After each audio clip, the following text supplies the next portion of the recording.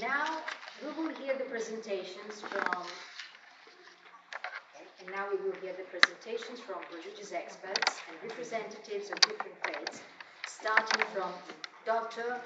Boumediene Ben Yahya, Professor, Islamologist, Secretary General and Scientific Referent of the Coordination of Islamic Organization in Switzerland, and Director of the Kalima Institute. The floor is yours.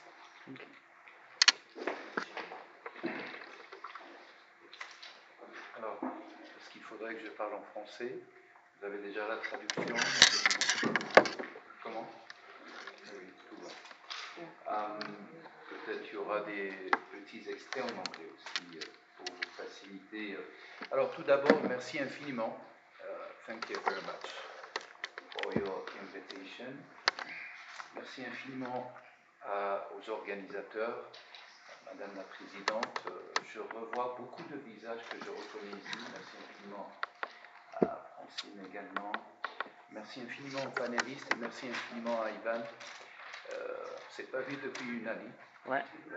Voilà. Mais donc ça sera l'occasion de se revoir autour de tout ce long process sur le projet Atlas qui est extrêmement important à mon avis pour défendre les droits des minorités. Je dirai un mot peut-être à la fin. Mais pour ma part, je voulais, mesdames et messieurs, chers invités, vous tous, avec un grand honneur et un profond sentiment de responsabilité, je m'adresse à vous aujourd'hui sur 4 dimensions cruciales qui façonnent notre parcours collectif vers un monde plus harmonieux. Je crois que le fait que nous explorons les sujets des droits des minorités et les droits des minorités parfois même, nous puisons l'inspiration dans des documents fondamentaux à mes yeux. Bien sûr, je parle sous la casquette d'islamologue.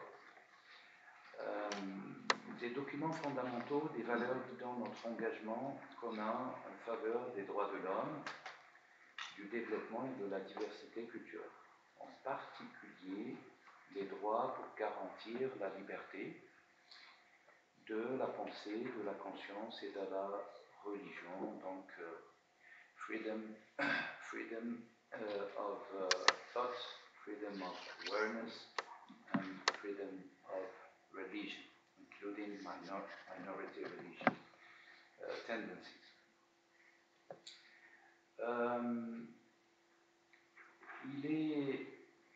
Il est toujours très facile de parler d'un point de vue en tant que croyant. Mais il est très difficile parfois de se mettre à la place des autres croyants. C'est une grande difficulté. À mes yeux, je vais aborder avec vous 3 approches, 3 axes. La première, c'est de réfléchir le droit individuel à la liberté. Ce droit individuel à la liberté de la pensée, de la conscience, de la religion, tel qu'il est inscrit à l'article 18 de la Déclaration universelle des droits de l'homme. Ce principe fondamental souligne, à mes yeux bien sûr, l'importance de chérir les croyances uniques de chaque personne et de favoriser un environnement où l'on peut exercer cette liberté, sans crainte, ni contrainte, ni restriction. Je crois que quelques données, alors j'ouvre une parenthèse, qui ont été décrites par le projet Atlas, étaient mes propos quelque part. En naviguant dans les complexités de notre société, je parle de la société globale, humaine, influencée par des difficultés sociales, vous le savez, financières parfois également, je me permets de nous rappeler, à nous tous, à mes yeux, une sagesse contenue dans le mot de la Déclaration universelle des droits de l'homme. Toute personne a le droit à la liberté de pensée, à la liberté de conscience et à la liberté de religion.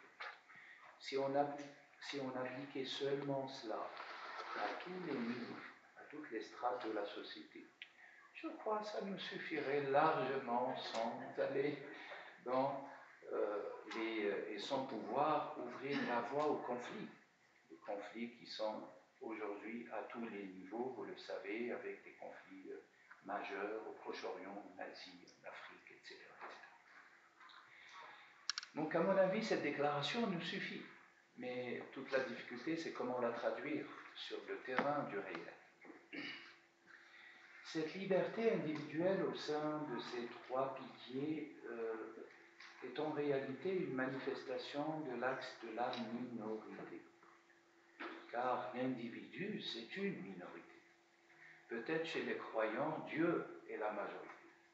Et par conséquent, toute minorité est respectée et doit être respectée. Cette minorité constitue bien sûr le substrat des difficultés élémentaires auxquelles sont confrontées les personnes en minorité, comme une personne spirituelle pratiquant le jeûne prolongé, fasté. Alors parfois, il est pointé du doigt par sa famille, parfois par ses amis, parfois par la société, parfois par la majorité dominante, culturellement parlant. J'ai pris l'exemple aussi pour les musulmans, en titre d'exemple, mais je pourrais citer des exemples dans toutes les traditions religieuses. Mais en islam, à titre d'exemple, le jeûne est obligatoire seulement 1 mois par an. Alors qu'il y a des gens qui aspirent à la spiritualité haute et qui font du jeûne pratiquement plusieurs mois, si ce n'est pas tout le temps. Ce sont des cas exceptionnels, certainement, mais ça existe. Et donc là, on voit très très bien que la minorité, en réalité, c'est elle la base de la majorité. Et on ne peut pas faire comme si elle n'existait pas. Les minorités, de manière générale, font souvent face au rejet sur la base de nouvelles théories dogmatiques. Le dogmatisme, parfois, devient un ennemi de la minorité, voire un ennemi de la liberté, malheureusement. Soulignant ainsi l'importance de maintenir, à mes yeux bien sûr, des liens familiaux malgré les désaccords, remédiant ainsi à un manque de tolérance entre les individus. Ce premier axe de la minorité individuelle, à mon avis, et je crois qu'il faudrait le prendre en considération de manière fondamentale dans la recherche scientifique, bien sûr, le projet Atlas et les autres projets à travers le monde. On pourra en parler peut-être dans l'échange avec les participants. Il y a d'autres index qui n'intègrent pas les minorités religieuses. Je pourrais prendre l'exemple de l'index global de la paix, à titre d'exemple, qui ne prend pas en considération l'aspect religieux. C'est un exemple type. On pourrait, bien sûr, discuter, approfondir, peut-être analyser et en proposer des solutions. Je passe maintenant à la deuxième axe qui, à mes yeux, beaucoup plus connu, qui a été explicité par les universitaires tout à l'heure, de manière globale et de manière même parfois chirurgicale, avec toutes ces statistiques, c'est ce qu'on appelle la minorité collective, l'active minority. Cette perspective collective, devant le reconnaître, c'est à la fois une riche diversité tissée par les minorités religieuses au sein de nos sociétés. Comment se traduit la protection, en réalité, la préservation des traditions de manière collective? Nous avons, si vous voulez, la clause 27 de la Déclaration universelle des droits de l'homme qui élucide ce propos, contribuant de manière significative à la mosaïque culturelle que nous chérissons tous et collectivement. En harmonie avec l'objectif, et là j'ouvre une autre dimension avec ce que vous Vous connaissez parfaitement les ODD, les objectifs durables du projet 2030, prônés et quasiment ratifiés par toutes les organisations du monde, l'ONU, la Commission européenne et des ONG religieuses, des ONG laïques, des ONG de société et des ONG aussi intellectuelles. Cet objectif durable, numéro 11, met l'accent sur la construction de villes et de communautés durables. La ville signifie que la minorité ou la majorité doit s'inscrire dans le collectif et non pas dans l'individuel. Donc des aspects, des règles, peut-être des sens, des aspects communs qui s'imposent à tous. C'est le sens même de la cité. Nous reconnaissons, nous devons reconnaître l'impératif de sauvegarder, à titre d'exemple, le patrimoine culturel, les pratiques des minorités religieuses en tant que composante essentielle de nos espaces urbains et communs, qui sont partagés. Et même ce point a été bien élucidé tout à l'heure dans le projet de la classe, voire dans différents rapports et études européennes et extra-européennes. Cette perspective du collectif souligne le potentiel, quelque part, de la spiritualité. Parce qu'à la fois, la spiritualité, c'est quelque chose d'intime, et à la fois, elle est collective, parce qu'elle impacte le monde. Une spiritualité positive va impacter le monde, va le changer. Elle est censée le changer. Et cet aspect de la spiritualité, en réalité, il est tellement fondamental que la dernière universitaire, que je cite son nom sans l'écorcher, je crois que c'est Ilaria Arenti, voilà, qui a consacré cette description, cet exposé sur l'espace quelque part de l'expression spirituelle. Alors elle a parlé des espaces religieux, de la praxis religieuse, qui à mes yeux quelque chose de très important, et elle a parlé notamment de l'aumônerie.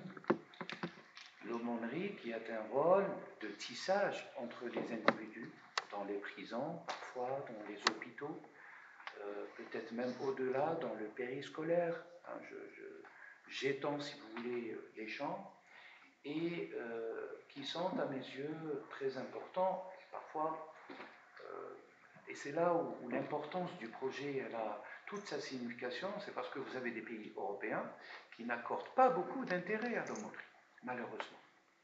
Et là, on voit très très bien qu'on a beaucoup, beaucoup de choses à faire et à rattraper. Donc, cette spiritualité, en islam, par exemple, vous avez des minorités religieuses spirituelles. Alors, les Baha'i qui existent, d'ailleurs qui sont présents en Suisse. Si je prends l'exemple de la Suisse, vous avez les Ahmadis, qui sont très minoritaires, qui sont aussi présents en Suisse. Mais vous avez surtout les chiites, qui sont très minoritaires par rapport aux sunnites, qui sont très majoritaires. D'ailleurs, même la composante en Suisse, si je prends l'exemple de la Suisse, vous avez à peu près 7-8% de chiites et vous avez pratiquement 85% de sunnites. Alors, bien sûr, les musulmans en Suisse ne sont pas aussi présents que ça, ils ne représentent que 5 ou 6% de la population suisse. Mais on voit très très bien que l'enjeu de la minorité se pose, qu'on le veuille ou pas. Je passerai, si vous me permettez, pour ne pas prendre beaucoup de temps, à la troisième considération, ou au troisième axe qui, à mes yeux, est l'axe le plus important que l'axe individuel de la minorité ou l'axe collectif de la minorité. C'est l'axe des valeurs communes entre les deux. C'est l'axe tu connais à Genève, peut-être de la laïcité à la genevoise, ou à la Genève internationale. C'est l'axe dans les pays où la laïcité est très pratiquée. Je donne l'exemple de la France, par exemple, où la laïcité est très laïciste, parfois même. Il faudrait toujours trouver ce terrain d'entente entre les pratiques individuelles qui reflètent la minorité individuelle, voire la minorité collective, avec ce qu'on appelle le sens commun et des praxis communes, des valeurs communes républicaines. Alors on pourrait prendre les exemples de tous les pays européens qui sont totalement différents, mais qui partagent un champ commun de valeurs démocratiques, incontestablement, et qui aujourd'hui sont parfois grignotées de part et d'autre, mais aussi les valeurs de fraternité, les valeurs de solidarité, les valeurs d'assistance, les valeurs d'altruisme, les valeurs de soutien, les valeurs de l'honnêteté, très chères pour les pays scandinaves, notamment la Suisse. Je me souviens, vous permettrez cette anecdote, même si je sors de mon texte, j'étais dans un pays très très lointain, vraiment au sud de la péninsule arabique, et on me posait la question en me disant « Dites-nous la Suisse en un mot ». Là, j'ai dit « Qu'est-ce que je vais choisir ?» L'honnêteté. Et tout de suite, bon, sincère, pour moi, lié, voilà. J'aurais pas pu dire la même chose si on m'aurait posé la question sur d'autres pays, d'autant plus que je ne connais pas spécialement, je ne suis pas spécialiste de tous les pays du monde.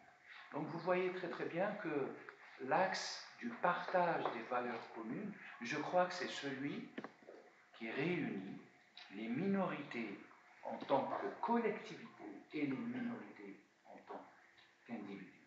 Et c'est là où il faudrait que, à la fois, les États fassent effort de reconnaître les minorités au sein de ce champ républicain, de ce champ démocratique, de ce champ européen, si on prend comme exemple l'Europe, y compris la Suisse, bien sûr. Et je voulais aussi insister, peut-être étayer mon propos avec les principes énoncés dans la clause 21 de la Déclaration universelle des droits de l'homme, mettant en avant le droit de chaque individu à participer à la gouvernance. Il n'y a pas de gouvernance s'il n'y a pas le collectif.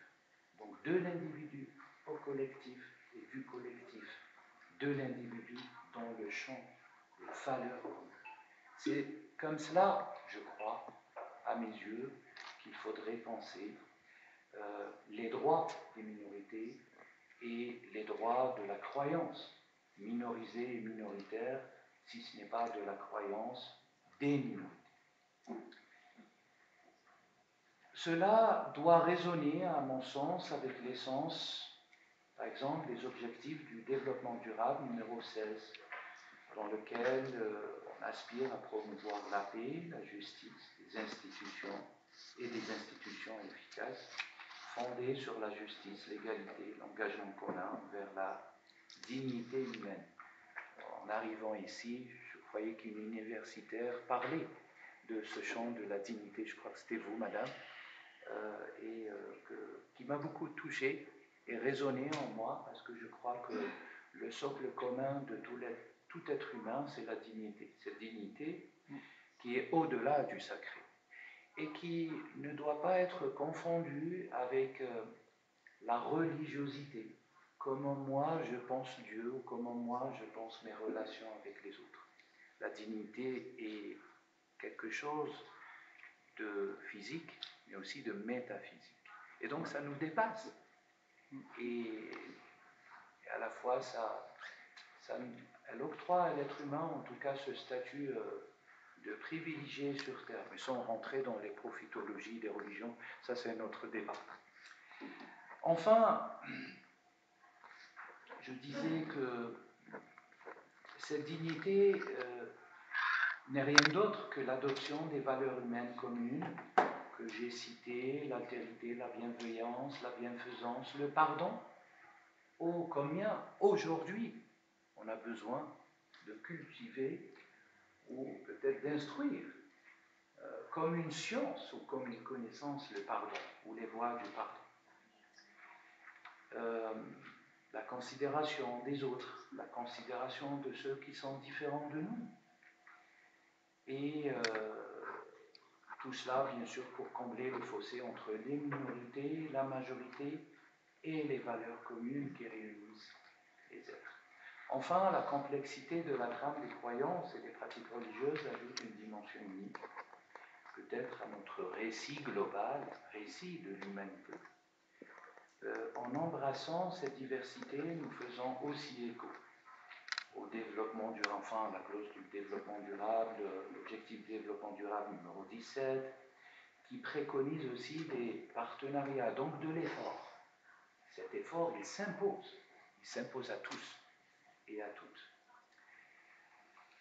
Pour l'exemple des sources de l'islam, peut-être je donnerai un exemple pour ceux qui ne connaissent pas l'islam, bien sûr, qui repose sur des sources scripturaires, et notamment le Coran,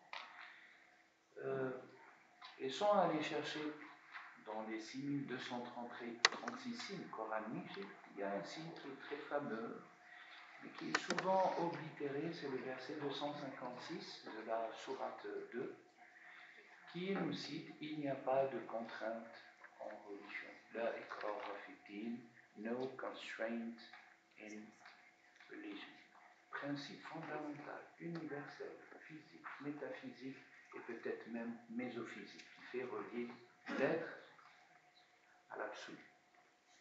Et donc, cette non-contrainte à la religion, donc à la conviction religieuse particulière, signifie la liberté de la croyance et la liberté de choisir le revêtement que l'on souhaite pour soi-même en tant que relation entre l'individu et l'absolu, qu'on pourrait appeler Dieu, Allah, God, comme vous voulez, peu importe, mais en tout cas, le principe supérieur qui nous dépasse.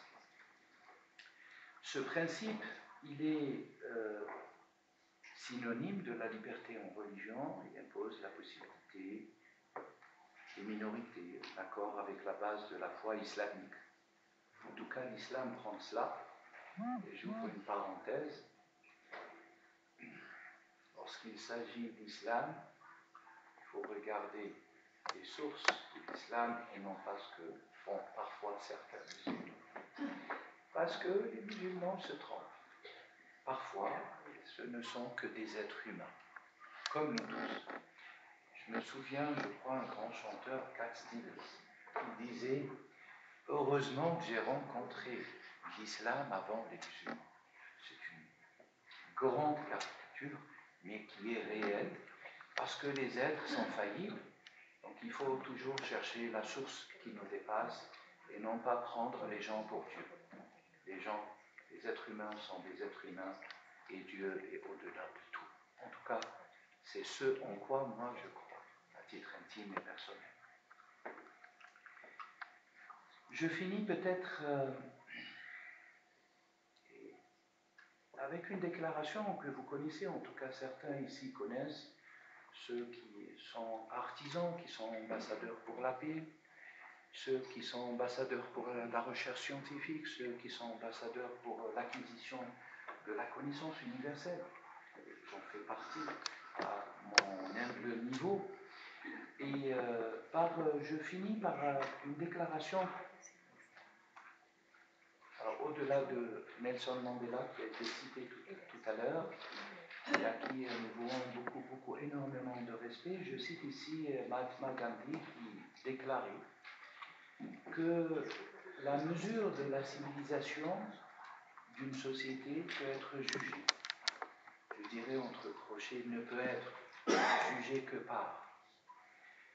par la manière dont elle traite ses minorités religieuses. La manière de traiter les minorités religieuses reflète la grandeur de la civilisation. Et je crois que là, nous avons une indication, certes philosophique, d'une grande sagesse, d'un homme n'aura incommensurable pour la paix. C'est incontestable. Que nous devons intégrer au sein de nous-mêmes d'abord, à l'échelle individuelle, et puis au sein des minorités, avec toutes les diversités possibles sur cette terre, et puis bien sûr à intégrer, et là les États doivent faire des efforts à les intégrer dans ce champ commun de toutes les valeurs démocratiques, humaines, des droits de l'homme, des droits humains, disent aujourd'hui les gens, mais également des devoirs humains. Il n'y a pas que des droits, il y a aussi beaucoup de devoirs. Je finis pour ma part par vous appeler et vous sensibiliser sur la dimension du cœur. On peut parler toute l'année, on peut parler durant tout un siècle, mais si l'orientation du cœur n'aspire pas à ce que je me reconnais et je deviens capable de tous les autres qui sont différents de moi, je crois que l'humanité a failli à sa mission. Je vous remercie infiniment pour